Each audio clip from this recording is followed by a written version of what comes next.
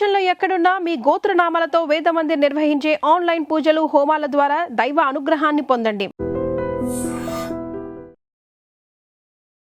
నమస్కారం, welcome to I dream. ధర్మ మార్గం విత్ విజిత కార్యక్రమానికి స్వాగతం.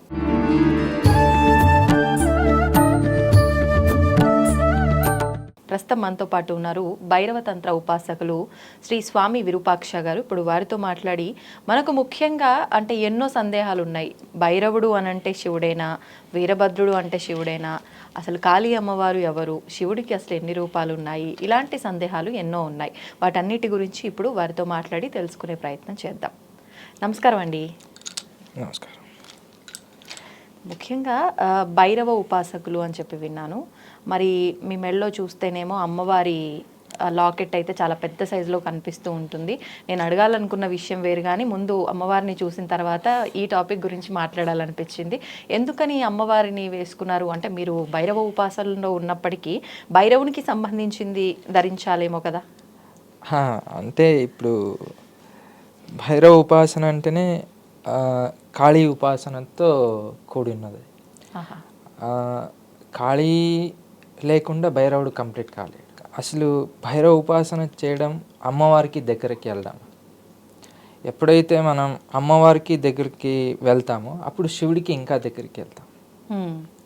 ఎందుకంటే భైరవ ఉపాసన తంత్రం మనం నేర్చుకునేటప్పుడు, అలా మనం కొంతమంది గురువులతో పయనించినప్పుడు మొదటి నుంచి మేము ఎక్కువ ఈశ్వర ఆరాధన చేసాం. అంటే ఎప్పటి నుంచి? మొదటి నుంచి అంటే మేము చిన్నప్పటి నుంచి ఈశ్వర ఆరాధన చేస్తూ వచ్చాం. మా ఇంట్లో కానీ మా పరంపరలో కానీ చిన్నగా మనం ఒక పుట్టినప్పటి నుంచి మనకు తెలియకుండానే ఈశ్వర ఆరాధన చేస్తూ వచ్చాం. మొదటిలో కేవలం శివుడికి మాత్రమే పూజ చేసేవాళ్ళు. అసలు అదొక పిచ్చి. శివుడు అంటే శివుడికి మాత్రమే. అమ్మవారిని ముక్కమంటే లేదు లేదు అనేవాళ్ళు. ఈశ్వరుడికి మాత్రమే అభిషేకం చేసేవాళ్ళు. అలా ఉన్నప్పుడు అలా ఈశ్వర ఆరాధన చేస్తూ చేస్తూ చేస్తూ కొంతకాలం అయినాక అంటే నా డిగ్రీ వరకు, మా డిగ్రీ కంప్లీట్ ఎంతవరకు అలా చేస్తున్నా, మధ్యలో కొద్దిగా అటు ఇటు అయినా తర్వాత నేను గాణగాపూర్ వెళ్ళాను. గాణగాపూర్లో మా జీవితం మారింది. ఏ రకంగా అంటే గాణగాపూర్లో కొన్ని మిరాకల్స్ జరిగాయి. కొన్ని అంటే ఆ మిరాకల్స్ ఆ రోజు నేను నమ్మలేదు. ఏంటండి అవి? అంటే కొన్ని గురుచరిత్రలో ఎలా అయితే ఉందో ఆ పుస్తకంలో మనం చదివినప్పుడు యాజ్ ఇట్ ఈజ్గా అలాంటి కొన్ని విషయాలు నా జీవితంలో జరిగాయి. అప్పుడు దత్తాత్రేయ రూపంలో నా జీవితంలో మా గురుగారు వచ్చారు, శ్రీ స్వామి సిద్ధయోగి గారు. ఆయన రావడం వల్ల నా జీవితానికి ఒక మార్గం, అర్థం, అలా ఇంకో నెక్స్ట్ స్టెప్కి అది మార్గంగా ఏర్పడింది. ఇప్పుడు అద్భుతాలు అన్నారు, అవి అంటే మా అందరికీ చెప్పదగినవేనా? అలా ఏమైనా షేర్ చేస్తారా? కొన్ని చెప్పొచ్చు, కానీ కొన్ని అది అనుభవంలో తెచ్చుకుంటేనే మనకు నిజంగా భావిస్తాం. పర్వాలేదు అంటే వింటే ఓహో ఇలా ఉంటుందా అలా అలా అయితే చాలా జరిగాయి. అలా మా గురుగారితో నేను పయనించినప్పుడు చాలా అద్భుతాలు జరిగాయి. ఒకసారి నన్ను మా గురుగారు అమర్కంట్ ఫారెస్ట్ తీసుకెళ్ళారు. అమర్కంట్ ఫారెస్ట్ తీసుకెళ్ళినప్పుడు అప్పుడు ఇంకా నాకు కొత్త అడవి, ఆ సమయంలో నాకు కొత్త. ఆరాధన చేసేవాడిని కానీ ఫారెస్ట్లో కానీ అలా ఎక్కువ వెళ్ళేవాడిని కాదు. ఒక మితి వరకు నేను వెళ్ళేవాడిని. కానీ మా గురుగారు చాలా లోతుగా తీసుకెళ్లారు అమర్కంట్ ఫారెస్ట్లో, నేను మా గురుగారు. అప్పుడు పులి నడిచిన మార్గం కానీ, పులిని ఎలా హ్యాండిల్ చేయాలని కానీ, తర్వాత మా గురుగారితో ఎంత ఒక 50 కిలోమీటర్ 60 కిలోమీటర్ ఒక రోజులో మనం నడుచుకుని వెళ్ళేవాళ్ళం. కానీ నేను 50 కిలోమీటర్ నడిచానా, ఒక స్టేన్ అంత ఎనర్జీ లేకుండా టైర్డ్ కానీ అలా కాకుండా నేను నడవలేదేమో, గాల్లో వెళ్తున్నానేమో. మా గురుగారు ఛానల్లో కూడా వీడియో ఉంది. అది అంటే చాలా మీకు అడవిలో మార్గం అంటే మీకు తెలిసిపోద్ది. అలాంటి మార్గంలో కూడా అసలు ఏమీ లేకుండా నడిచాం. కానీ గురుగారు ఒకసారి ఏ నాన్న ఆకలేస్తుందా అన్నారు. అడవి మధ్యలో ఆకలేస్తుందంటే ఏం చెప్పాలని నాకు అర్థం కాలేదు. గురువు ఏం పరీక్ష పెడుతున్నాడేమో అనుకున్నా. ఆ తర్వాత చెప్పరా అన్నారు. అవును గురుగారు ఆకలేస్తుంది. రైసు చాలా అన్నారు. అడవిలో రైస్ ఎక్కడి నుంచి వస్తుంది అని. సరే గురుగారు మీరేమంటే అది అన్న వెంటనే ఒక 10 అడుగు వేయలేదు, ఒక చిన్న కుటీరం వచ్చింది. నాకు 10 అడుగులేమో అది, కానీ నిజంగా అది గాల్లో వెళ్ళినట్టుంది. మా గురుగారు తర్వాత డేస్లో నాకు అది రియలైజ్ అయింది. నాకు అప్పుడు 10 అడుగే వేసాం కదా వచ్చేసింది అనుకున్నా, కానీ అది ఒంటరిగా పయనించినప్పుడు అది చాలా దూరంగానే కనిపించింది. అంటే గురువుతో ఉన్నప్పుడు అసలు మనం అంటే గురువు ఒంటరిగా ఉన్నప్పుడు అడవిలో మనం గురువుతో సంచారం చేసినప్పుడు గురువు ఎన్నో అద్భుతాలు మనకు తెలుస్తాయి. అంటే ఒంటరిగా అడవిలో గురువుతో పయనించినప్పుడు, అందరిలో ఉన్నప్పుడు మనకు అవి అంత మనం కూడా రియలైజ్ కాలేము. అలా వెళ్ళగానే వాళ్ళు అన్నం వండి పెట్టారు. అలా వెళ్ళగానే ఇలా కూర్చుని మహారాజ్ ఆహారం స్వేయించండి అని అలా కాస్త రైస్ ఇలా పెట్టి అడవిలో.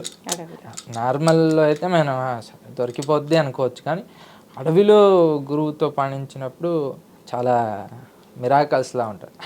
జస్ట్ అది ఒక ఇది మాత్రమే, అలాంటివి ఎన్నో ఇన్సిడెంట్స్ జరిగాయి. హిమాలయాల్లో కానీ గురువుతో నేను చాలా సంచారం చేసిన కాబట్టి. భగవత్ సాక్షాత్కారం ఎప్పుడైనా కలిగిందా మీకు? అంటే అలాంటి అద్భుతాలు ఏమైనా జరిగాయా? అది మా గురుగారి వల్ల జరిగింది.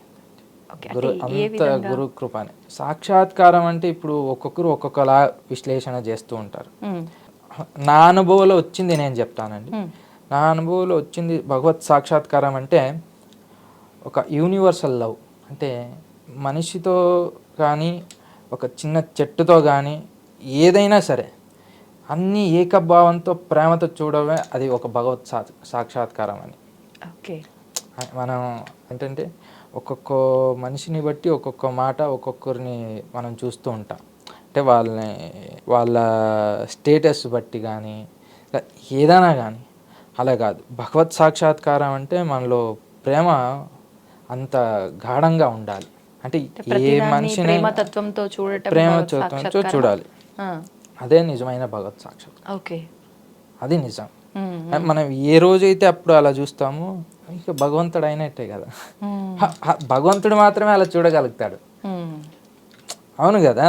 ఇప్పుడు ఎవరు పడితే అలా వాళ్ళని చూడమంటే చూడలేరు. అది మనం పుస్తకాల్లో చదువుకోవడానికి బాగుంటుంది, కానీ ప్రాక్టికల్గా అది రాదు. ఎప్పుడైతే గురువుతో పయనించి గురువు చెప్పిన మాటలో నడిచి గురు మార్గంలో వెళ్తూ ఉంటే ఒక్కో రోజులో రాదు, కానీ అలా గురువు తీర్చిదిద్దుతారు. అంటే ఒక్కొక్క సాధన తర్వాత ఒక్కొక్క స్టెప్ తర్వాత ఒక్కొక్క స్టెప్ తర్వాత అది సహజంగానే ఏర్పడుతుంది. మనం అది సపరేట్గా దాని మీద ఫోకస్ చేయాల్సిన అవసరం, కానీ ప్రేమతో ఆరాధన చేయాలి. ఓకే, మీరు ఇప్పుడు మరి మీ విషయానికి వస్తే చిన్నప్పటి నుంచి శివారాధన అన్నారు, తర్వాత మరి ఇప్పుడు భైరవ ఆరాధన, కాళీ ఆరాధన అన్నారు. మరి అంటే అసలు ఎవరు ఈ భైరవుడు, ఎవరు ఈ కాళీ అమ్మవారు, ఎవరు శివుడి యొక్క మరొక రూపమేనా? అక్కడి నుంచి మీరు ఎలా చేంజ్ అయ్యారు ఏంటి? శివ ఆరాధన చేస్తూ చేస్తూ చేస్తూ అప్పుడు వీరభద్ర ఆరాధన కూడా మనం మొదలెట్టాం.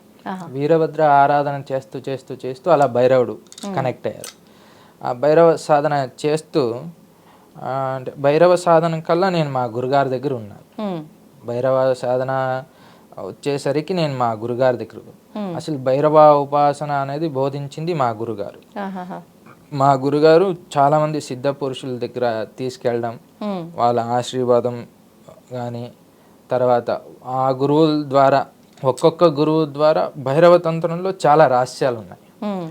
అంటే ఒక్కొక్క గురువు ఒక్కొక్క దాంట్లో చాలా ఎక్స్పర్ట్గా ఉంటారు. అలాంటి గురువులతో భైరవ శిక్షణ మా గురుగారు మాకు అందించారు. భైరవుడు అంటే మనకు రుద్రయామల తంత్రంలో మనకు దొరుకుతాడు. అంటే శివుడు పార్వతికి బోధించిన రహస్యం తంత్రంలోనే మహా అద్భుతమైన తంత్రం అంటే అది భైరవ తంత్రం. ఎవరైతే భైరవ తంత్రాన్ని గురు ద్వారా శాస్త్రీయంగా నేర్చుకుని ఉంటారో వాళ్ళకి ఇంకా తిరిగి ఉండదు. వాళ్ళు ఎక్కడికి వెళ్ళినా వాళ్ళని ఇంకా వాళ్ళ మార్గంలోనే వాళ్ళు ఉంటారు. భైరవుడు అంటేనే అది ఒక అద్భుతమైన ఎనర్జీ. ఆ ఎనర్జీని మనం పదాలతో ఎక్స్ప్లెయిన్ చేయలేం. కానీ భైరవ ఉపాసకులు ఎవరైతే ఉంటారో వాళ్ళకి ఆ అద్భుతం అనేది ఏంటనేది అర్థమైపోతుంది. ఇప్పుడు భైరవుల్లో కూడా చాలా రకాల భైరవులు ఉన్నారని, విశేషంగా మాత్రం అష్టభైరవులు అని చెప్పి మాట్లాడుకుంటూ ఉంటాము. భైరవుడి యొక్క రూపాలే ఈ అష్టభైరవుల, ఎవరు వీళ్ళంతా కూడా? భైరవుల్లో మనకు ముఖ్యంగా ఈ ప్రస్తుతం చూడ్డానికైతే వట్క భైరవుడు అని, వటుకుడు అంటారు, వట్క భైరవ అంటారు. తర్వాత కాలభైరవ, ఇంకా మహాకాల భైరవ. ప్రస్తుతానికి ఈ పేర్లు వినపడుతున్నాయి మనకు ఈ ఈ రోజుల్లో. కానీ భైరవుల్లో 108 రకాల భైరవులు వస్తారు. 108 రకాల భైరవులు వస్తారు. మొదటి 8 భైరవులు వస్తారు. ఆ 8 భైరవులకు దండనాయకుడు వట్క భైరవుడు. అంటే ఆ వట్క భైరవ ఉపాసన ఎవరైతే చేస్తారో ఇంకా మిగతా 8 భైరవుల ఉపాసనకు వాళ్ళు ఎలిజిబుల్ అవుతారు. ముందుగా వట్క భైరవుడిని ఉపాసన చేయాలి. ఆ తర్వాతే మిగతా 8 భైరవులకి మనం అడుగేయాలి. ఆ 8 భైరవులను ఉపాసన చేశాక ఇంకా మిగతా భైరవులు ఉపాసనకి ఎంట్రీ అవుతుంది. అంటే అది భైరవ తంత్రం అంటే చాలా రహస్యంగా ఉంటుంది. మనం వెళ్తూ కొద్దీ అలా డెప్త్గా వెళ్తూనే ఉంటుంది. ఉద్దేశం ఏంటండి భైరవ తంత్రం యొక్క సాధన యొక్క ఉద్దేశం ఏంటి? భైరవ ఒక ఉద్దేశం తంత్ర సాధనలో వచ్చి భైరవ తంత్రం చాలా గొప్పది, మొదటిది. రెండోది, మనకు అసలు భైరవ సాధన వల్ల మన పూర్వం కానీ భవిష్యత్తు కానీ ప్రస్తుతం ఏదైతే ఉందో మనకంతా ఆ భైరవ తత్వమే నడిపిస్తూ ఉంటుంది. ఒక మనిషికి మనకు కాలమైనప్పుడు నిజంగా యముడు కాదు దండించేది, భైరవుడు. అందుకే భైరవ దండన అంటారు, లేదంటే భైరవ యాతన కూడా అంటారు. అంటే శిక్షించటం. మనకు ఏ కర్మానికైనా ఫలం ఇచ్చేది నిజంగా అంటే భైరవుడే. భైరవ ఆరాధన వల్ల మన పూర్వ సంస్కారంలో మనం చేసిన ఏదైనా మిస్టేక్స్ ఉంటే, కర్మలు ఉంటే, తర్వాత ఈ జన్మలో కానీ అంటే మనం దీన్ని తీర్చిదిద్దుకుంటే మనకు భగవత్ మార్గానికి చాలా దారి వేసుకున్నట్టు ఉంటుంది, సులభమైన దారి వేసుకున్నట్టు ఉంటుంది. కానీ ఆ భైరవుడినే గట్టిగా పట్టుకొని ఆరాధన చేస్తే ఇంకా భగవత్ సాక్షాత్కారం ఇంకా వాళ్ళకి అసలు భగవత్ సాక్షాత్కారం అవ్వలేదే అని అసలు అడగాల్సిన అవసరమే లేదు. ఇప్పుడు అంటే ఉపాసన మంత్రదీక్ష తీసుకున్న వాళ్ళే భైరవ ఆరాధన చేయాలా? విడిగా అంటే ఫలం పుష్పం తోయమని చెప్పి ఇలా మనం ఏదైతే భౌతికంగా పూజా విధానాన్ని ఆచరిస్తున్నామో ఆ విధంగా కూడా ఆచరించవచ్చు అంటారా భైరవుణ్ణి? భైరవ ఆరాధన అనేది ఇప్పుడు తంత్ర మార్గంలో వేరుంటుంది. మనం గృహస్థులు గృహంలో ఉంటున్నా మనం ఆరాధన చేయాలి అనే ప్రేమ ఉంటే వట్క భైరవుడిని చేసుకోవచ్చు, వట్క భైరవుడిని మాత్రమే. కాలభైరవుడిని అయితే ఏ దేవస్థానంలో అయితే ఉన్నాయో ఎక్కడెక్కడ కాలభైరవ ప్రతిష్ట కాలభైరవుడు ఉంటారు, ఇక్కడికి వెళ్ళి మన శక్తి కొద్దీ ఏదో కొద్దిగా దీపం ధూపం నైవేద్యం అలా పెట్టేసి మనకైనంత సాయం చేసి రావచ్చు. కానీ కాలభైరవుడిని కానీ వట్క భైరవుడిని ఏ భైరవుడినైనా కానీ గృహస్థులు గురువు లేకుండా మంత్ర సాధన చేయగలరు, పూజ చేయవచ్చు సహజంగా. వట్క భైరవుడిది మాత్రం ఓన్లీ మిగతా ఏ భైరవుని. కానీ ఈ మధ్య కాలంలో కాలభైరవ ఆరాధన చాలా ఎక్కువ మంది చేస్తున్నారు. కాలభైరవుడికి కుష్మాండ దీపం పెడితే చాలా మంచి జరుగుతుందని, కోరికలు నెరవేరుతాయని ఈ విధానం ఎక్కువగా చూస్తున్నాం. దోషం అంటారా ఏమైనా? మరి లేదు, ఈ కుష్మాండ దీపం అనేది కాలభైరవ ఆరాధనలో ఉన్నది. కానీ అది ఇంట్లో పెట్టరు కదా, గుడిలో వెళ్ళి పెడతారు, ఆలయంలో పెడతారు. కానీ చాలా మంది ఇప్పుడు ఏం చేస్తారంటే ఈ యూట్యూబ్లో కానీ లేదా సహజంగా ఏదేదో వీళ్ళు పిచ్చి పిచ్చి మాటలేని లేదంటే ఏదో పుస్తకాలు ఈ మధ్య దొరుకుతున్నాయని ఆ పుస్తకాలు తెప్పించుకొని కానీ భైరవ మంత్రాలని ఉపాసన చేయడం కానీ అలాంటి పని చాలామంది చేస్తున్నారు. అలా చేయడం వల్ల మెంటల్ ఇల్యూషన్ అనేది జరుగుతుంది. ఈ మధ్య మనం గాణగాపూర్లో ఉన్నప్పుడు మరాఠీ యాక్టర్ టీవీలో పనిచేసే ఆమె తెలియకుండా ఎవరో ఆమెకి కాలభైరవుడు మంత్రం ఇచ్చేశారు. ఆ మంత్రం సరైన మంత్రం కూడా కాదు, తప్పు బీజాక్షరాలతో కూడిన మంత్రం.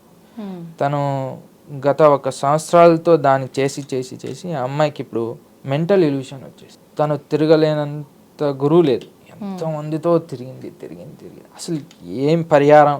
తను ఎన్నోసార్లు సూసైడ్ అటెంప్ట్ కూడా చేసుకుంది. అసలు ఆ అమ్మాయికి ఎందుకు ఇలా జరుగుతుందన్నది కూడా తెలియదు. అంటే తప్పు బీజాక్షరాలతో ఆమె మంత్ర సాధన చేయటం వల్లే జరిగిందా ఇదంతా? అలా ఏదో గురువు ఉన్న ఏదో అలా కాదు. గురువుతో ఉండి గురువు చెప్పిన మాట వింటూ గురువు ఒక క్రమబద్ధమైన శిక్షణతో నేర్పిస్తేనే భైరవ తంత్రం. ఎందుకంటే భైరవుడు అంటేనే డెమాలిషన్. మనం భైరవ ఉపాసన చేస్తూ హయ్యర్ కాన్షియస్నెస్కి వెళ్ళిపోతాం. ఆ కాన్షియస్నెస్కి వెళ్ళే మార్గంలో మనం చేసిన మంచి చెడు అన్నీ మనకు అవేర్నెస్ క్రియేట్ అవుతుంది. ముందు నుంచి మనకు ఆ అవేర్నెస్ ఉండదు. ఇది సరి ఇది తప్పు అలా కాకుండా ఏది హితం ఏది అహితం అనే జ్ఞానం మనకు ఉండదు.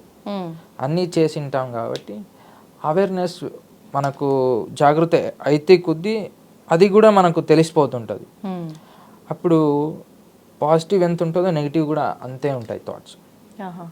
ఆ ఇంబ్యాలెన్స్ని బ్యాలెన్స్ చేయడం గురు.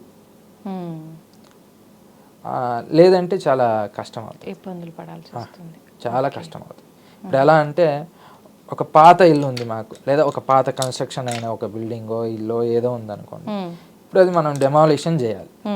మనం కొత్తగా ఏదైనా నిర్మాణం చేయాలంటే ఇప్పుడు డెమాలిషన్ చేసామనుకోండి, ఇప్పుడు మనకు దాని మీద ఏదో ఒక అనుబంధం ఉంటుంది. పాతది ఏదైనా అక్కడ ఉన్నాము, మన వాళ్ళు వీళ్ళు చేశారనే ఒక అనుబంధం ఉంటుంది. ఇప్పుడు అది డెమాలిషన్ అయినప్పుడు మనకు మెంటలీ మనకు డిస్టర్బ్ అవుతుంది. ఇప్పుడు డిస్టర్బ్ అయిన తర్వాత దాన్ని మళ్ళీ రీకన్స్ట్రక్ట్ చేయాలన్నా కూడా అంత సోర్స్ మన దగ్గర ఉండాలి కదా. అవును, అంతవరకు మనకు ఉండడానికి నీడ్ కావాలి కదా. అది గురువు అంటే జస్ట్ ఎగ్జాంపుల్ చెప్తాను. మనం ఏదైతే పూర్వ సంస్కారాలు ఉన్నాయో గురువు ఫస్ట్ దేహశుద్ధి చేస్తాడు. దేహశుద్ధి తర్వాత మనకు మానసికంగా గురువుతో ఉన్నప్పుడు ఒక తెలియని కాన్ఫిడెన్స్ ఏర్పడుతుంది, ఆత్మవిశ్వాసం ఏర్పడుతుంది. ఆ తర్వాత భైరవ ఉపాసనకి గురువు మార్గం నిర్దేశన చేస్తాడు. అంటే సిద్ధ గురువు నుంచి వచ్చిన మంత్రం మాత్రమే నిలబడుతుంది. మరి ఏదో డబ్బులు ఇచ్చి మంత్రాలు తీసుకుంటా అది తీసుకుంటా అలా పిచ్చిగా చేస్తే కొంతవరకు ఫలించొచ్చేమో, కానీ అది మళ్ళీ జీవితాన్ని దెబ్బతీస్తుంది. అలా కాకుండా సిద్ధ గురువులతో మాత్రం తీసుకున్న మంత్రం మాత్రమే నిలబడుతుంది. అది ఏ గురువుని అడిగినా చెప్తారు. భైరవ మంత్రంలో మాత్రం భైరవ ఉపాసనలో జ్ఞానం ఉన్న ఏ గురువుని అడిగినా కూడా ఇదే మాట చెప్తారు. అలా పిచ్చిగా ధనం ఇచ్చేసి మంత్రాలు తీసుకోవడం అలాంటి పిచ్చి పని చేస్తే భైరవ ఉపాసనలో నడవదు. ఓకే, ఇప్పుడు భైరవుడు ఉగ్ర రూపం అంటారు. అంటే భైరవుడి అవతారం తీసుకోవాల్సిన అవసరం అంటే ఏ సందర్భంలో క్రియేట్ అయ్యింది? మామూలుగా ఆరాధన విషయానికి వచ్చేసరికి ఉగ్ర రూపంగానే మనకు కనిపిస్తాడు కాబట్టి ఆరాధించకూడదనే చెప్తారు. కానీ నార్మల్గా ఆరాధించే వాళ్ళు గృహస్థులు అలా ఆరాధించవచ్చు అని మీరు చెప్పారు. ఒకసారి దాని గురించి వివరణ. నేను ఏం చెప్పానంటే ఆరాధన చేయకండి అని నేను చెప్పలేదు. గృహస్థులు కానీ ఎవరైనా కానీ ప్రేమతో పూజ చేసుకోండి, కానీ మంత్ర సాధన అని వచ్చేసరికి గురువుని ఆశ్రయించండి అని నేను చెప్పాను. ఇప్పుడు మరి భైరవుడు గురించి మాట్లాడుకుంటే ఎందుకు శివుడి యొక్క మరొక రూపమే భైరవుడు అనుకున్నాము, మరి ఎందుకు అంత ఉగ్రంగా ఉంటాడు? అంటే ఇప్పుడు లోకరక్షణకి ఆ ఉగ్రతత్వం కావాలి కదమ్మా. భక్తులకు ఉగ్రము కాదు అంటే ఏ రకంగా? ఇప్పుడు మా ఇంట్లో మా నాన్నగారు ఉన్నారనుకోండి, ఎల్లప్పుడూ అలా నవ్వుతూ ఉండడు. మనం ఏదైనా తప్పు చేసినప్పుడు కొద్దిగా కోపపడుతూ ఉంటాడు. అంటే ఆ కోపం అవసరం. లోకపిత అని మనం ఈశ్వరుని మనం ఆరాధిస్తాం. మరి ఏదైనా తప్పు జరిగినప్పుడు ఆయన కోపపడతాడు కదా. అంతేగాని భైరవుడు అంటే చాలా మందికి అదో తప్పు ఆలోచన ఉంది. భైరవుడు ఉగ్రంగా ఉంటాడు దండి, అలా ఏం చేయడు. భైరవుడు అంటేనే ప్రేమ అంటేనే భైరవుడు. అసలు భైరవ ఆరాధన చేసిన వాళ్ళకి తిరిగే లేదు. ఆయన ఒక్కసారి ఆయన ప్రేమతో ఆయనకి కనెక్ట్ అయితే నువ్వు ఎక్కడ అడుగు పెట్టినా ఆయన నీతో ఉంటాడు. ఆయన ఎవరిని చూడ్డు. ఇప్పుడు స్వామి భైరవుడి రూపంలో ఉన్నప్పుడు అమ్మవారు ఏ అవతారం? అంటే ఒక్కొక్క అమ్మవారికి ఒక్కొక్క భైరవ ఓహో, అష్టభైరవుల్లో ఉన్నప్పుడు ఒక్కొక్క అవతారానికి ఒక్కొక్క. అష్టభైరవులు కాకుండానే వేరే వేరే భైరవులు కూడా ఉంటారు. ఓకే.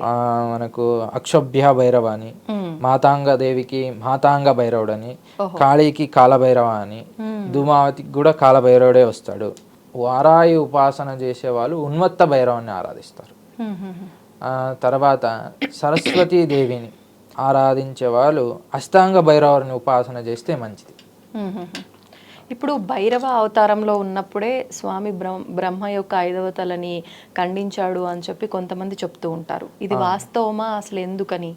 అంటే మన పురాణాలు చాలా అలాంటి కథలు ఉన్నాయి. కథలు అనడం కన్నా అదొక లిఖితమైనది. పురాణంలో పూర్వంలో ఉండే వాళ్ళంతా లిఖిత రూపంలో చేసి పెట్టారు. కానీ ఒక్కొక్కరు ఒక్కొక్క కథని చెప్తూ ఉంటారు.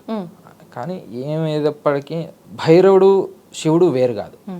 మెయిన్ సబ్జెక్ట్ వచ్చేసి మనకు శివుడు కానీ భైరవుడు కానీ వేరు కాదు. చాలా మంది ఇప్పుడు పురాణంలో ఇలా ఉందని చెప్తూ ఉంటారు, ఇంకొకరు ఏమో ఇది ఇలా ఉందని నిజమే. కానీ కొంతమంది దాన్ని కూడా అక్కడ అలా ఉంది, ఇక్కడ ఇలా ఉంది, దాన్ని కూడా విమర్శన చేస్తూ ఉంటారు. అసలు వాస్తవం ఏంటంటే శివుడే భైరవుడు. భైరవుడికి శివుడికి భేదం లేదు, భేదమే లేదు. ఇప్పుడు నువ్వు శివుడిని ఆరాధించినా భైరవుడిని ఆరాధించినా నువ్వు హయ్యర్ కాన్షియస్ని చేరుకోవడం ఖాయం. దాంట్లో ఎటువంటి ఇది లేదు. ఏ తంత్ర ఉపాసకుని వెళ్ళి అడిగినా భైరవ సాధన లేకుండా తంత్రం అనేది అసలు తంత్రంలో ఎంట్రీయే లేదు, భైరవ ఉపాసన లేకుండా. కానీ ఈ మధ్య అటు ఇటు చేస్తున్నారు విమర్శలో తప్ప. అసలు భైరవ ఆరాధన చేసే వాళ్ళకి శివుడు కానీ భైరవుడు కానీ వేరు కాదు. అంటే శివుడి ఆరాధన సాత్విక రూపంలో ఉంటుంది, మంత్ర రూపంలో, భైరవ ఆరాధన తంత్ర రూపంలో ఉంటుంది. తాంత్రిక రూపం. అదొకటే భేదమా? అదే ఒకటే భేదం. కొద్దిగా ఇక్కడ ఒక ఏటి ఇలా కొట్టి చెప్తారు, అక్కడ అవునా సరేనా అన్న అంటుంటారు. అంతే అంతే. మంత్రం, యంత్రం, తంత్రం 3 విధానాలు ఉన్నాయి. దాంట్లో ముఖ్యంగా భైరవుని తంత్రంలో మాత్రమే ఆరాధిస్తారా? మిగతా 2 రూపాల్లో కూడా అన్ని ఆరాధిస్తారు? ఫస్ట్ మనం భైరవ ఉపాసనకి ఎవరైనా అడుగు పెట్టాలంటే భక్తితో ఆరాధించడం మేలు. అంటే మనం భక్తితో ఆరాధించినప్పుడు ఒక ప్రేమ భావం ఏర్పడుతుంది భగవంతుడి మీద. ఆ ప్రేమ భావంతోనే ఆయన ఆరాధిస్తూ ఉంటే ఆయనే మార్గం చూపించేస్తాడు. ఏదో రకంగా ఏదో గురువు అంటే మంచి సిద్ధ గురువులతోనే ఆయనే మీకు మంత్రం ఇప్పించేస్తాడు. మా జీవితంలో అలా జరిగింది. మనం భైరవుని ప్రేమతో ఆరాధిస్తూ ఉండేవాళ్ళు, శివారాధన చేస్తూ. మా గురుగారు మాకు దత్తుల ద్వారా దత్త రూపంలో మనకు అందారు. అంటే అదంతా భైరవుడు అనుగ్రహమే కదా. మనం నిష్టగా ఆయన్ని ఆరాధన చేస్తే ఆయనే మార్గం ఏర్పడిస్తాడు. మనం ఏదో కొత్తగా వీళ్ళని ఎదుర్కొంటూ వెళ్ళడం. ఇప్పుడు ఈ మధ్య చాలామంది ట్రాన్స్పోర్ట్ ఈజీ అయిపోయింది కదా. ఈ 24 to 30, 32 ఇయర్స్ లోపల ఉండే ఎవరైతే ఏజెస్ వాళ్ళు ఉన్నారో పిల్లలు, వాళ్ళందరూ ఈ మధ్య ఈ కేదార్నాథ్ అని ట్రాన్స్పోర్ట్ ఈజీ అయిపోయింది కదా, వెళ్తున్నారు. ప్రేమగా వెళ్ళి దండం పెట్టే వాళ్ళ పర్సనల్ చాయిస్. కానీ వాళ్ళ ఇల్లు వదిలేసి వాళ్ళ అమ్మ నాన్నకు చెప్పకుండా పిచ్చి పిచ్చిగా అంటే పని మానేసుకొని అన్నీ మానేసుకొని నేనేమో అవుతాను అని అక్కడ హిమాలయాల్లో వచ్చి వెతుకుతూ ఉంటారు. వాళ్ళు ఇటు సాధువు కాదు, వాళ్ళు ఉండడానికి అక్కడ ప్లేస్ ఉండదు. ఇప్పుడు సాధువులు వాళ్ళు ఏదో ఒకటి ఉండిపోతారు, వాళ్ళకి ఆ మార్గంలో ఉంటారు కాబట్టి వాళ్ళు ఎలాగో నడుస్తూ ఉంటారు. వీళ్ళకి అలాంటిది ఏమీ ఉండదు. అక్కడ వెళ్ళి పిచ్చి పిచ్చిగా గురువులను వెతకడం, ఎక్కడ పడితే అక్కడ వెళ్ళడం. హై ఆల్టిట్యూడ్ వెళ్ళినట్టు ఆక్సిజన్ లెవెల్ తక్కువగా ఉంటుంది. మనకు గురు మార్గంలో ఉంటాం కాబట్టి ఎప్పుడు గురువు ఆరాధన చేసుకుంటూ వెళ్తుంటాం. ఒక నీడ అనేది ఉంటుంది, ఒక ధైర్యం ఉంటుంది గురువు అనేది. వీళ్ళు అసలు ఏమీ లేకుండా ఇంట్లో అమ్మ నాన్నలకి బాధ పెట్టి ఆ పని మానేసుకొని వాళ్ళ ఏదో యూట్యూబ్లో చూసామని అక్కడ హిమాలయాలు వెళ్ళిపోవడం, లేదా కాశీలో వెతకడం భైరవ సాధకులు దొరుకుతారేమో అని అక్కడేమో పిచ్చి పిచ్చిగా ఏదో చేస్తూ ఉంటారు. మంచి ఏ ప్లేస్కి వెళ్ళినా మనకు మంచు చెడు అనేది అన్ని చోట ఉంటుంది. కాబట్టి మనం చూసుకోవాలి. నిజమైన భైరవ ఉపాసకులు ఎవరికి ఎప్పుడు ఇబ్బంది పెట్టరు. అలాగని ధర్మానికి ఇబ్బంది పెట్టే వాళ్ళని వాళ్ళు ఖచ్చితంగా అలా చూస్తూ ఊనే కూర్చోరు. అలానే వాళ్ళని ఏమి అనరు. కానీ ఒక్కసారి అధర్మం చేస్తున్నారు వీరు ధర్మానికి అని ఒక్కసారి ఇలా చూస్తే చాలు, మిగతాదాన్ని భైరవుడే చూసుకుంటుంటాడు. వాళ్ళు కొత్తగా ఏదో పూజ చేయాలి, ఏదో చేయాలనే అవసరం లేదు. వాళ్ళ నేత్ర దృష్టే చాలు. అంటే అంత గట్టిగా భైరవ ఉపాసన చేసి ఉండాలి. ఓకే. ఏదో నేను మాట వరుసకి నేను చేశానంటే కుదరదు. ఇప్పుడు విశేషంగా భైరవుల గురించి, అష్టభైరవుల గురించి మాట్లాడుకోవాలంటే ఎక్కువగా మా అందరికీ తెలిసింది కాలభైరవుడు. కాలభైరవుడు అంటే కాలానికి అధిపతి అని అంటూ ఉంటారు. అది ఆయన ప్రత్యేకత. అంటే ఏంటి కాలానికి అధిపతి అంటే? కాలాన్ని అధిపతి అన్నాకనే కాలభైరవుడు ఆ పేరులోనే ఉంది. ఆయన కాలాన్ని ఆయన నియంత్రణ చేస్తున్నారు. అది శివుడు ఒక తత్వం. అది శివుడిలోని ఒక తత్వం, కాలాన్ని ఎలా నియంత్రించాలి అనేది. ఆయన చేతుల్లో కాలం ఉంటాడు. అందుకే కదా కాలంకి మహాకాల్ అంటుంటాం. ఆయన నా ఆది నా అని కాలానికి అతీతమైన శివుడు. ఆయన ఒక కాలాన్ని నియంత్రించడానికి ఆ కాలభైరవ రూపంలో మనకు ఉంటారు. ఓకే. అలాగే మిగతా భైరవుల యొక్క ప్రత్యేకత ఏంటి అంటే ఒక్కొక్క భైరవుడికి ఒక్కొక్క ప్రత్యేకమైన విధానం కానీ, పూజా విధానం కానీ, మంత్ర శాస్త్రంలో ఒక్కొక్క భైరవుడికి ఆరాధన పద్ధతి కానీ చెప్పారు. కొన్ని రహస్యాలు మనం అలా ఓపెన్గా చెప్పలేము. కానీ అష్టభైరవుల్ని మనం ఒక్కొక్క భైరవుడికి గురువు ద్వారా, ఇలా కాకుండా గురువుకు సన్యాయమై ఒక్కొక్క భైరవుడి గురించి, అంటే వాళ్ళు సమస్యను బట్టి గురువు బోధిస్తాడు. ఇప్పుడు అష్టభైరవులు అంటే సహజంగా పేర్లు చెప్పేస్తారు. అష్టాంగ భైరవ, రురు భైరవ, చండ భైరవ, క్రోధ భైరవ, సంహార భైరవ, భీషణ భైరవ, అలా చెప్తూ వెళ్తాం. కానీ ఒక్కొక్క భైరవుడికి చాలా విశేషమైన గుణ లక్షణాలు ఉంటాయి. ఇప్పుడు మనం అష్టాంగ భైరవుడిని ఆరాధించాం అనుకోండి, జ్ఞానం ప్రాప్తి అవుతుంది. చండ భైరవుడు అంటే పేరులోనే ఉంది, చండ భైరవుడు. ఆయన అసలు ఆయనంత ఆవేశం ఎవరికి ఉండదు, కానీ ఆ ఆవేశంలో కూడా తెలివి ఉంటుంది. అంత ఉగ్రత్వంలో కూడా ఆయన ఆ కామ్నెస్ ఉంటుంది మైండ్లో, అలా ఉంటుంది. ఇప్పుడు ఉన్మత్త భైరవ, ఉన్మత్తం అంటే మీకు తెలిసే ఉంటుంది. ఉన్మత్తం అంటే అసలు ఎవరిని లెక్కించడు, ఉన్మత్త భావంలో ఉంటాడు. ఆయన్ని సాధించడం చాలా కష్టం. కానీ ప్రేమకి ఏ భగవంతుడైనా అనుగ్రహం ఇచ్చేస్తారు. అసలు భగవంతుడిని ప్రేమతో తప్ప ఇంకా దేంతో మనం పొందలేము. ఇప్పుడు భైరవుడి యొక్క వాహనము అంటే కుక్కనా, లేదు అంటే భైరవుడిని ఈ రూపంలో అంటే ఆరాధిస్తుంటామా ఏంటి? దీనికి భైరవుడికి, కాలభైరవుడికి మాత్రమే కుక్కని మనం చూడొస్తాం, అంటే వాహనంగా చూస్తుంటాం. ఓకే. ఒక్కొక్క దేవతకి ఒక్కొక్క వాహనం ఎలా ఉంటుందో ఆ వాహనానికి కూడా ప్రత్యేకమైన ఇది ఉంటుంది.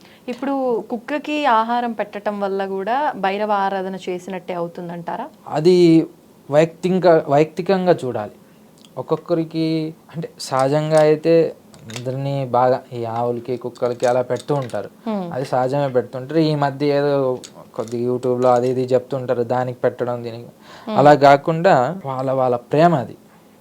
పర్టికులర్గా మాకేదో కుక్కకి పెడితే మనకేదో తగ్గుతాయి, దీనికి పెడితే మనకేదో ఎక్కుతాయి అని పెట్టకుండా వాళ్ళ ప్రేమతో దేనికైనా పెట్టాలి. కానీ నాకు ఫలానాది భగవంతుడి దగ్గర పెట్టినప్పుడు తగ్గుతుందని పెడితే అది వాడు పెట్టినా పెట్టలేకపోయినా ఒకటే అది. ఓకే. అలా పెట్టకుండా ప్రేమతో మీకు ఆహారం ఆ కుక్కకి ఇవ్వాలనుకుంటే ఇవ్వచ్చు, లేదంటే లేదు. కానీ లేదా నాకేదో అవుతుంది అలా చేయకుండా ఉండడమే మంచిది. ఇప్పుడు అమ్మవారి గురించి మాట్లాడుకుంటే కాళీ అమ్మవారి విషయం ఇప్పుడు మీ మెడలో కూడా కనిపిస్తుంది. అమ్మవారి కాలి కింద స్వామి ఉన్నట్టుగా మనం చూస్తూ ఉంటాం. అంటే ఎందుకు అలా? అంటే భర్తని గౌరవించే సాంప్రదాయం మన సనాతన ధర్మంలో ఉంది. మరి దేవతలు అలా ఒక చిత్రపటంలో మనకు కనిపిస్తున్నారు అంటే మనం ఏ రకంగా అర్థం చేసుకోవచ్చు అంటారు? దీని గురించి కూడా ఒక్కొక్క విధానంగా ఒక్కొక్కరు చెప్తుంటారు. ఇప్పుడు ఒకరేమో శివుడు రూపంలో రాక్షసులు వచ్చింటాడు, అప్పుడు అమ్మవారు ఆయన మీద కాలు పెట్టింటుందని ఒకరు చెప్తారు. ఇంకొకరేమో లేదు, అమ్మవారు ఉగ్రత్వం ఎప్పుడైతే నియంత్రించకపోయారో అప్పుడు శివుడు స్వయంగా వచ్చి అక్కడ ఉన్నప్పుడు అమ్మవారు శివుడు మీద హృదయ భాగం మీద ఆమె పాదస్పర్శం అయినప్పుడు ఆమెకు ప్రేమ అనేది కలుగుతుంది.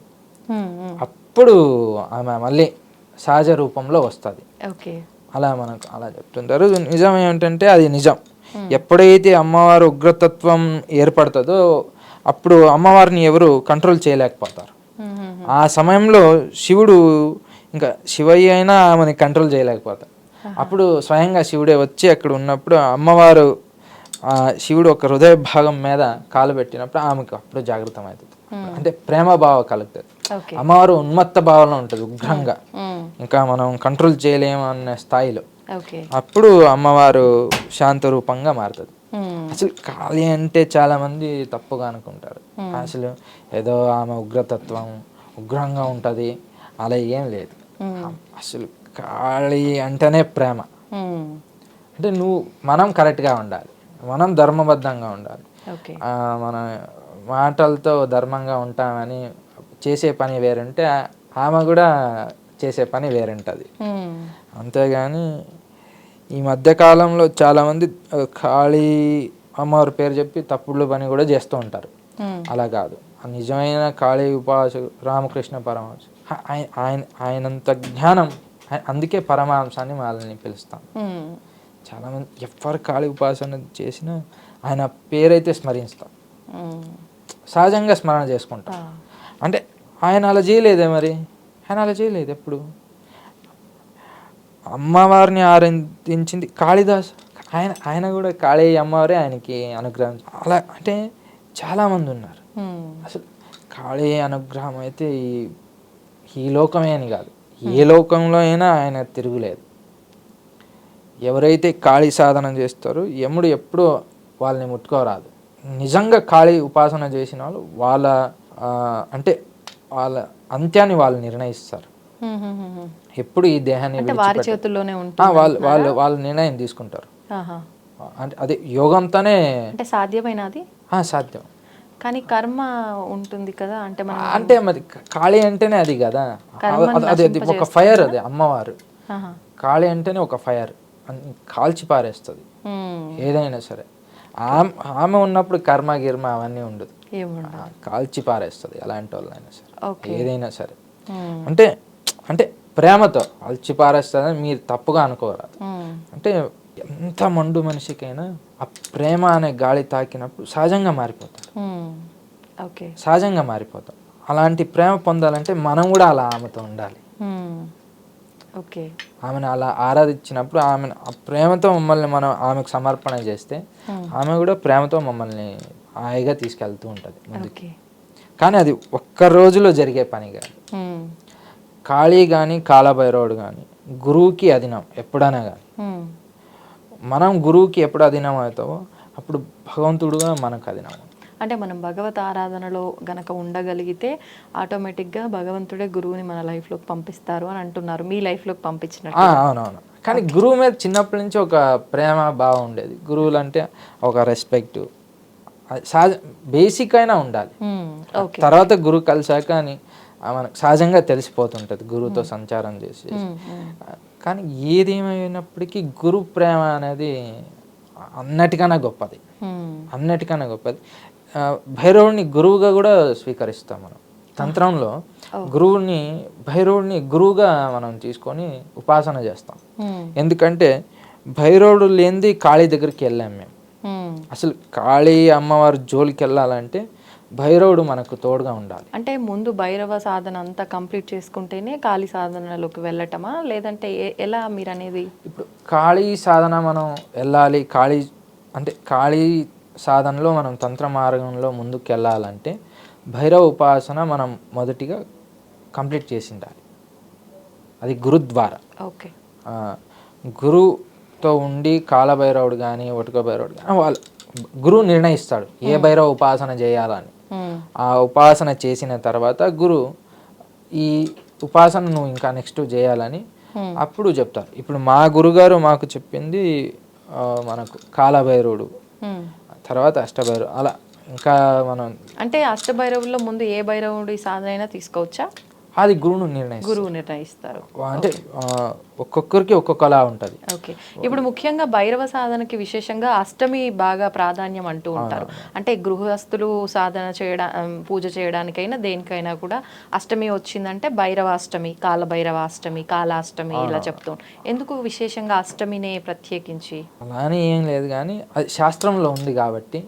అంటే రోజు చేసుకోలేకపోతున్నా నేను, ఈ మధ్య ఫ్రీ టైం లేదు, నాకు ఏదో ఒక రోజు చేసిన నెలంతా చేసినంత ఇది రావాలి, లేదా అష్టమి నాటి చేస్తే చాలు ఎన్నో సంవత్సరాలు పూజ చేసిన ఫలం దొరుకుతుందండి చెప్తూ అంటే ఉంటారు. అది నమ్మకమా నిజమేనా? నిజం నిజం నిజమే. గురువులు చెప్పినప్పుడు నిజం. మా గురుగారు కూడా అదే చెప్తారు. అష్టమి నాటు భైరవుడికి ఒక దండం పెట్టుకొచ్చినా చాలురా అంటుంటారు. ఆహా. అదే నిజమే. కానీ మనం అది నిజం, కానీ భగవంతుడి మీద ప్రేమ అనుక్షణం ఉండాలి. అష్టమి నాడు మాత్రమే ప్రేమ పుట్టుక రాకూడదు. అంతేలేండి. ఓకే. అష్టమి నాటు మాత్రమే ప్రేమ పుట్టుకొస్తుంది అంటే ఇంకా ఈరోజు ఉండే బిజీ షెడ్యూల్ వల్ల వాళ్ళకి అవ్వకపోవచ్చు, కానీ ఆ ప్రేమ అనేది ఉండాలి. మనం భగవంతుడి దగ్గరికి వెళ్ళి దండం పెట్టుకొని రాకపోవచ్చు, ఆ ప్రేమ అనేది మన హృదయంలో ఉండాలి. దానికేం మనకు టైం వెళ్ళదు కదా. మనం ఇక్కడ కూర్చున్నా మనం భైరవుడి అనుకుంటాం, స్మరణ అయితే చేసుకోవచ్చు కదా. భైరవ స్మరణ 3-4 సెకండ్ అవుతుందా, అలా కళ్ళు మూసుకోండి అనుకునేసరికి అంతే కదా. ఆ ప్రేమ మనకు ఉండాలి, అనుక్షణం మనం ఆరాధించాలి.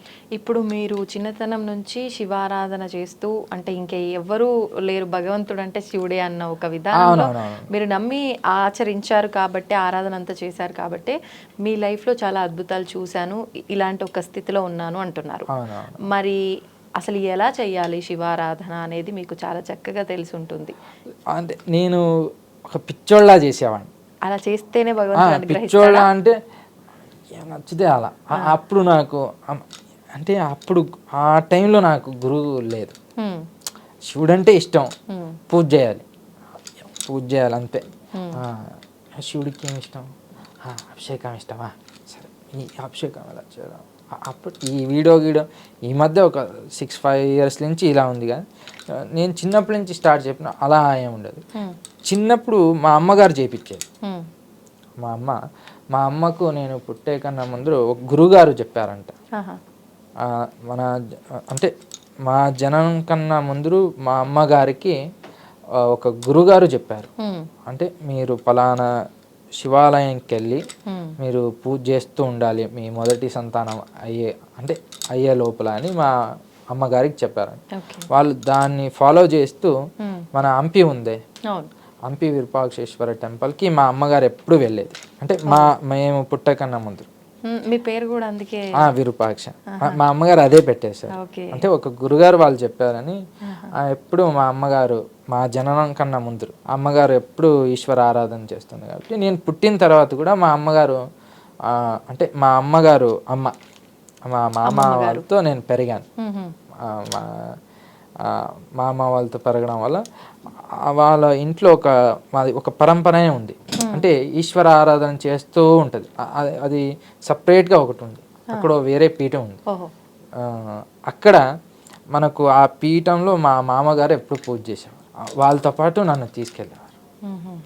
చిన్నప్పటి నుంచి నాకు తెలియకుండానే ఒక అలవాటు. దాని తర్వాత అది అదే అంటుంటాం కదా, ఏదో ఒక ఎడిక్షన్ లాగా, అదో ఎడిక్షన్ లాగా. అప్పట్లో తెలియదు నేను ఏం చేస్తున్నా అని. నాకు తెలిసి శివుడికి పూజ చేయాలి అంటే ఇనిషియల్ డేస్లో మంత్రాలు ఏమీ లేదు, ఊనే శివనామస్మరణనే, శివుడి మీద ప్రేమతోనే మన నీళ్ళతో అభిషేకం చేయడం, పాలతో అభిషేకం, నెయ్యితో అభిషేకం, అలా ఇప్పుడు తేనెతో అభిషేకం చేయడం, అలా ఫ్రూట్స్ వస్తే ఫ్రూట్స్ అన్నీ వేయడం. ఇప్పుడు అలా అంటే మరి ఎలా పడితే అలా కాదు.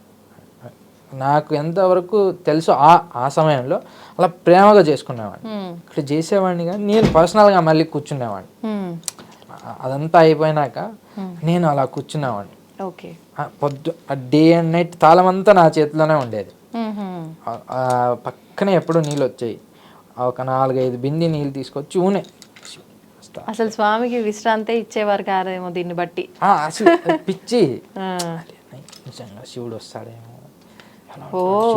వస్తాడేమో అని వచ్చేస్తాడేమో. చిన్నప్పట్లో ఒక గురుగారు వచ్చారు, చిన్నపిల్లడు పూజ చేస్తే శివుడు తొందరగా వస్తాడు. నిజమేనా అది? అంటే ఆయన చెప్పారు. నిజం అది. గురువు దొరికాడంటే ఈశ్వరుడు దొరికినట్టే కదా. అంటే మీ గురువునే మీరు ఈశ్వరుడుగా భావిస్తున్నారా? అంటే ఆయన దొరకాలంటే ఆ మాత్రం చేయకపోతే, అంటే ఒక సిద్ధ గురువు దొరకడం అంత సులువైనది కాదు. ఓకే.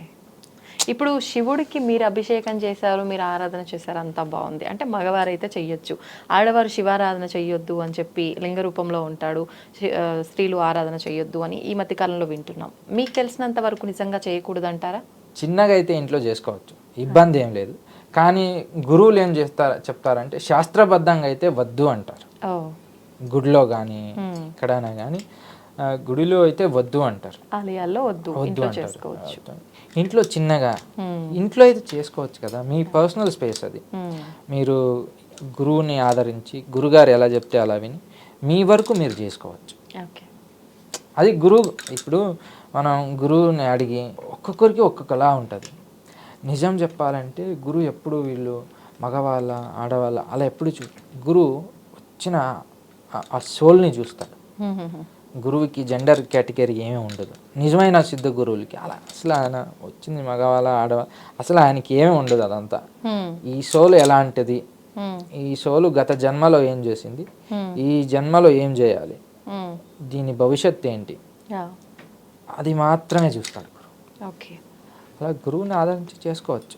కానీ ఆలయంలో వచ్చేసి అది శాస్త్రం విరుద్ధమైనది కాబట్టి గురువుని అడిగి మళ్ళీ శాస్త్రబద్ధంగా ఏదైతే ఉందో అది చూసుకొని చేసుకోవచ్చు. ఇంట్లో అయినా గురువుని ఆదరించాలి.